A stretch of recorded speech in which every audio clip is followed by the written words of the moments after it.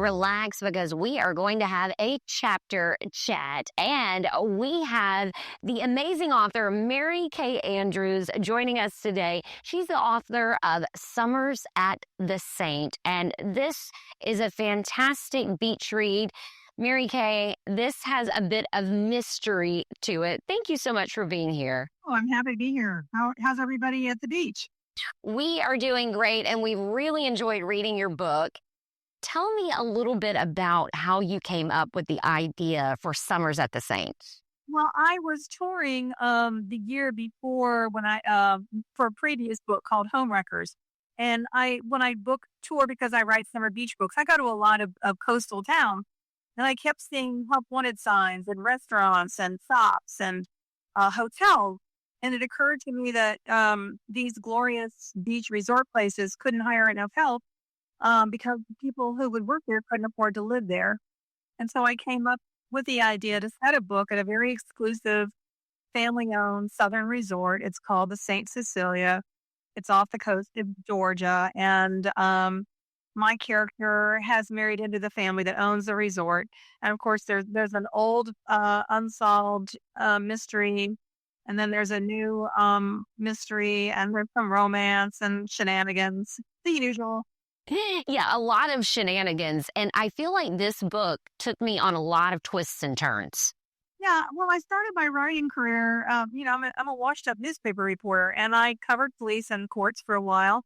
And then when I started writing fiction, I started writing what they call category mystery. So I branched out over the years into women's fiction, but I think there's always going to be a body in a Mary Kay Andrews book. And you do summer reads. You also have some Christmas books, though. So talk to me a little bit about that. I'm a Christmas aficionado, and I've written, I think, 3 or 4, plus a Amazon original short story that came out this past year. That story was called Holiday Hideaway. The most recent Christmas book was Bright Lights, Big Christmas. And so I like to write books that put people in the holiday mood. And people tell me they treasure them. And the first one I wrote was called Blue Christmas. And gosh, that book is, I don't know, 10 or 15 years old now, but people still tell me they pull it out every year Christmas to get themselves in the mood. So it's kind of a fun departure from writing summer beach books. I get to throw in some snow. Well, I like that. And I actually read The Santa Suit. Yeah. Last December. Loved it. Thank you. Yeah, that one was a fun one. I got the idea for that one. I bought a homemade Santa suit at an estate sale, and it got me thinking about who wore that suit and all the things that could have happened and what that could have meant to one family and one community. Well, let's go back to Summers at the Saint for a moment. This book had a lot of different characters. So talk to me a little bit about the character development. Yeah, it starts with the protagonist, Tracy Eddings. The town she comes from is across the river from the St. Cecilia. And in that community, you have haves and have-nots. So if you're wealthy and you have a membership or a house at the St. Cecilia Resort, you're a saint. And if you live on the other side of the river and you have a blue-collar job, then you're an ain't. And so Tracy and her best friend Shannon are definitely ain'ts, but they go to work one summer at the St. Cecilia as lifeguards. And as luck would have it, Tracy meets and falls in love with the owner's son. And unfortunately, her best friend Shannon gets unjustly fired and gets pregnant and blames everything on Tracy. So they're long estranged. And then you fast forward, it's the beginning of summer. Tracy's husband has passed away in a plane crash, and now she's running the hotel, and she can't find enough help to open for the season. So she's short of a chef and a front desk manager, and she gets the idea to build an employee dorm. And so she hires a chef who's down on her luck, and she talks one of the waiters into the restaurant, into staying on and having a better role. And all these folks move into this dorm together. And she also guilt trips her niece Parrish, um, who has no desire to work in the family business, but she talks Parrish into coming to work. And so they're all living together in this storm, and so the group dynamic happens, and it's kind of fun. It is a fun dynamic, and I love getting to know all of the characters. When you write a book, what is it that you hope your readers are getting out of it? I just want them to have a great time. I can't change the world. I can't cure cancer, but what I can do is I promise. I have an unwritten promise to my readers that I'm going to leave them with a happy ending, and I'm going to leave my characters in a better place. And so that's the goal every time, for my characters to experience growth and to experience renewal. I'm promising them a better time. And my readers, I want my readers, when they close the book, I want them to sigh and call their best friend or their sister or their mom and say, "Oh, you've got to read this book. It's so much fun." Well, I actually did call my friend immediately after I finished it, and I said, "Wow, I have just been on a journey with this book. You've got to read it." So you accomplished your goal. Oh, thank you. Well, the thing is, I write these fun books and people think, "Oh, it must be easy." But I think the more fun it is, the harder it is, because you're pulling all the strings and you're trying to make it look effortless, but it ain't effortless. I promise you. No, I imagine not. Talk to me a little bit about the timeline. When you have an idea, how does that work? I come up with an idea and I toss it around. And I have a literary agent in New York. He's terrific. We've been together for many, many, many years. And I call Stuart and we bounce ideas around. And I usually come up with a title first. The title changed with this book. And then I write a synopsis, and he sends it to my longtime publisher at St. Martin's Press, and we talk about it and bounce it back and forth. And then I start writing. And usually it's a book. The process is usually it's the same gestation period as having a baby. It's about 9 months usually. Now, right now, I decided to give myself a year off. Um, so I didn't have a book for the first time in many, many, many years this summer, but I'm working on next summer's book right now. Can you give us any hints about what it'll be about? Yes, it is about two long estranged sisters who've grown up in Savannah. Their mom dies and leaves them a portrait, and she's always told them that it's a very valuable portrait and it's of an ancestor. And her dying wish is for the sisters. She leaves them a little bit of money, and her dying wish is for them to go to Ireland. They're Irish American. Her dying wish is for them to go together to Ireland to sort of figure out family secrets and also to sort of heal their differences. And when can we expect that to come out? Next summer, hopefully next May or June. Oh, that'll be great. Well, I know that that one will be on my list for sure. Oh, thank you. I do want to talk a little bit about going from being a journalist to being an author of fiction. As a journalist myself, we deal in facts. So was it hard to make that transition to, okay, I can actually make up these stories? It wasn't as hard as you might think, because the ideas for my first books came from stories that I had reported. And every time, there were certain stories that sort of stuck in my mind. And I thought, wow, if I were writing a book, here's what I would do. I would take the facts and I would enlarge them and make them more colorful and raise the stakes. You always want to raise the stakes when you're writing fiction. And so I started writing in secret with a group of other reporters. We would meet every Thursday at a bar down the street from the paper in Atlanta. And my first book was set at a fictional newspaper in Savannah, where I had worked my first job right out of college. And so I sort of was I was teaching myself to write fiction while I was working as a reporter. And I basically just kind of deconstructed the kinds of books I wanted to read and thought, okay, how does that work? Oh, how is that like journalism? Well, in journalism, you want to grab your reader from the very beginning. It's called a hook. And, by the end of the book, by the end of your story, you want to leave your reader with a sense of satisfaction, with a sense of, going out on a bang. So, doing journalism was a great, I thought I was failing at journalism. It turns out it was a really long apprenticeship. So, did you always want to be an author deep down? No, I really thought I would live and die in newspapers, but newspapers changed I've been gone 34 years. So journalism changed, and I thought I've got to find a new way to make a living. I couldn't imagine not being a writer.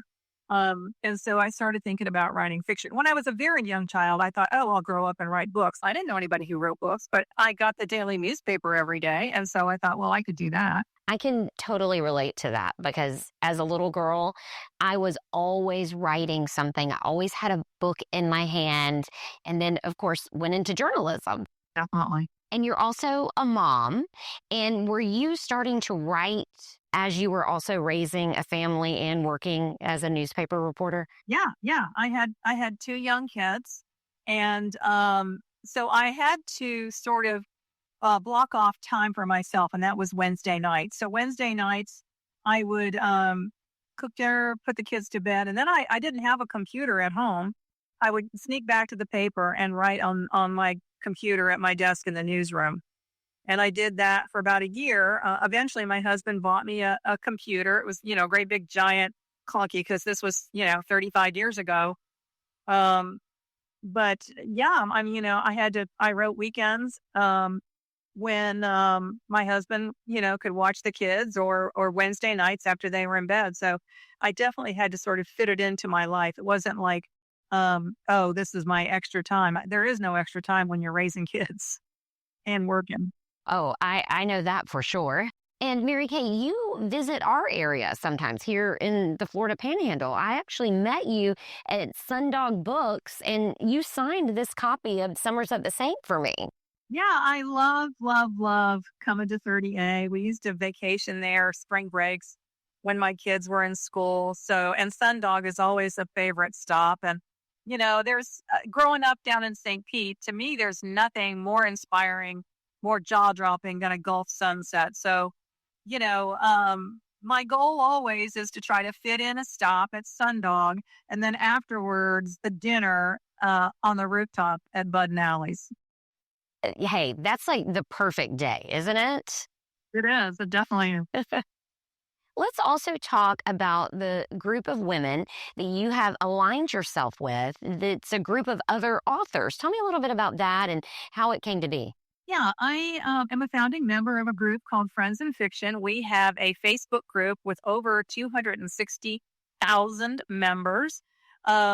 We started 5 years ago at the beginning of COVID lockdowns. We all had spring, summer books coming out, and our book tours were canceled. And we were desperate to figure out a way to market our books and also to help independent bookstores.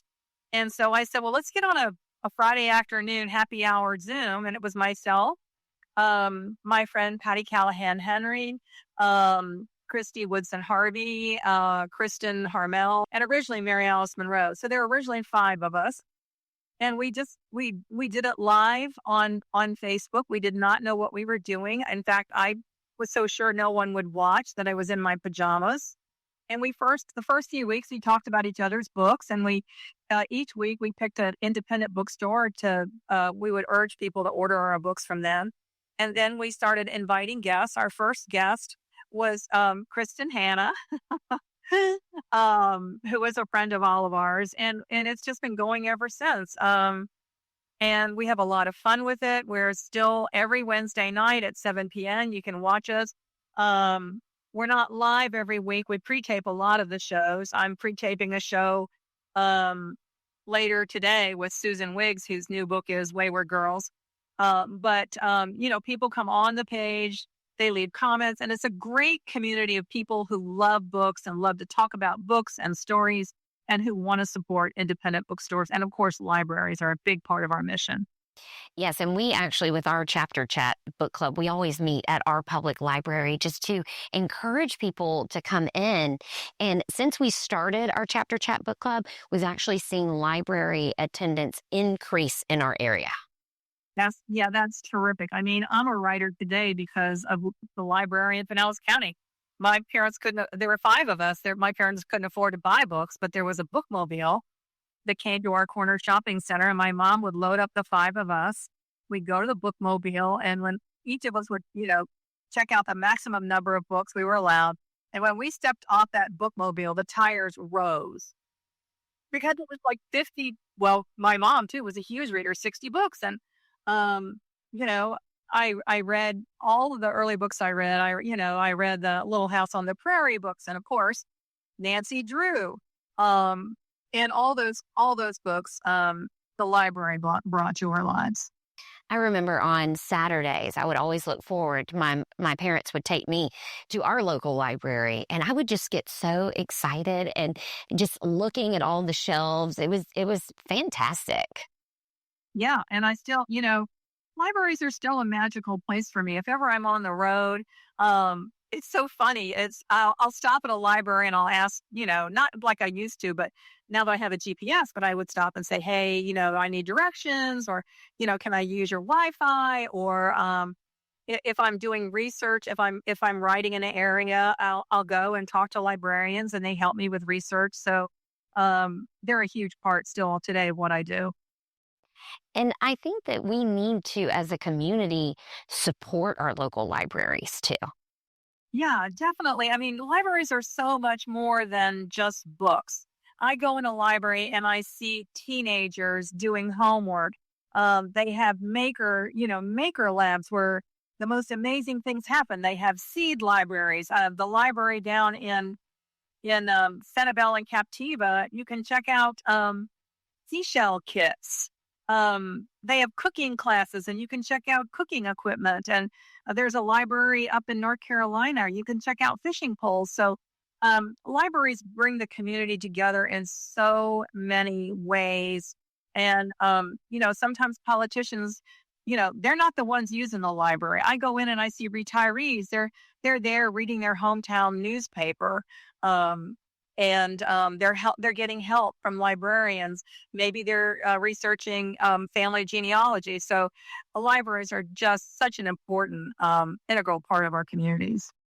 And also, I have seen, and tell me if you've seen this as well, just a resurgence of people reading books, wanting to go to libraries and bookstores. I think for a while we were just so into this technological world that we were getting away from it, but I'm almost seeing a resurgence of it. Yeah, I think people like the human connection. They like going to a bookstore, and they like a knowledgeable bookseller putting books in their hands, saying, oh, your granddaughter is 8 years old and she likes dragons. Here, this book would be perfect for her. Or, oh, you go in an indie bookstore and a clerk says, oh, I know you've got a 12-year-old boy, and 12-year-old boys think they don't like books.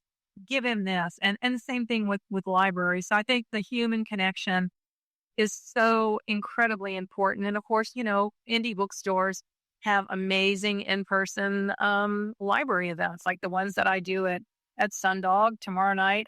Here in Atlanta, I'll be doing a live in conversation with Sarah McLean. She's a great romance writer, and so people come together. They can talk to the authors, ask questions, and I think people crave that human connection that you don't get when you're ordering a book online. Yeah, I think so too. I would agree with that. And as a mom, and like I said earlier, I love to read. I always had a book in my hand. And then my daughter, I didn't see that same love of reading at first from her. And I think that when she was in school, the standardized testing is such a big deal. And I think that some of that love of reading was being taken away because they were trying to prep for these standardized tests and they were having to read these passages. Well, I just really had to dig in and find something that she would enjoy reading, and discovered that she is actually into history and nonfiction. It's always surprising to me what kids like. My granddaughter is 16 now, but when she was about 12 years old, she just wanted to read these cat books. And at first I was a little disappointed, like that's what she wants to read. But you know what? It was like, you know what? Let her read what she loves, and then she'll widen her experience, she'll widen her curiosity, and that's happened. And she's a great reader. And it's almost like when they're little and they're not wanting to try different foods, eventually they'll eat more than just mac and cheese. Yeah, definitely. So if someone wanted to become an author, what is the best advice that you could give them? Read. Read everything. Read good stuff. Read stuff that you can tell is not good, that is not good stuff. Um, join a writers group. Go to your local library or your local bookstore and ask them if a writers group meets there. You can also join writers group online. You can go to writers workshops. I went to a writers workshop in Ohio when I was trying to get published, and that was 36 years ago. And so I think approach it like it's when I was trying to learn how to write fiction, I approached it like it was another job. I was serious about it. I didn't want anybody to know I was doing it. It was like I was doing something that I was ashamed of. But I think, and giving yourself, blocking off time that's only your time to write. So planning, okay, I'm going to make sure that the kids are at my sister's house, or I'm going to get a sitter, or they're going to be at day camp, or I'm going to lock myself in my office and put up a no disturb sign. You have to, especially if you're a parent, you really have to protect your time and your space to write. I think you have to say to yourself and say to the people around you, look, this is mine. This is my time. This is what I am doing. And for the next 6 hours, the world has to go away and let me do what I need to do. Well, you talked about loving the holidays, loving Christmas. I'm a huge fan myself. Do we have a holiday book on the horizon? I have an idea for one, but then the first things first, I've got to finish next summer's book. Then we'll get to another holiday story. It gives us something to look forward to, right? That definitely. Mary Kay, we have enjoyed talking with you today. Thank you so much. Oh, it's been my pleasure, Jessica. And please give my best to all the folks at the beach. Yes, let us know when you're in town. We'll do it. All right. And you'll want to pick up Summers at the Saint by Mary Kay Andrews. It will not disappoint.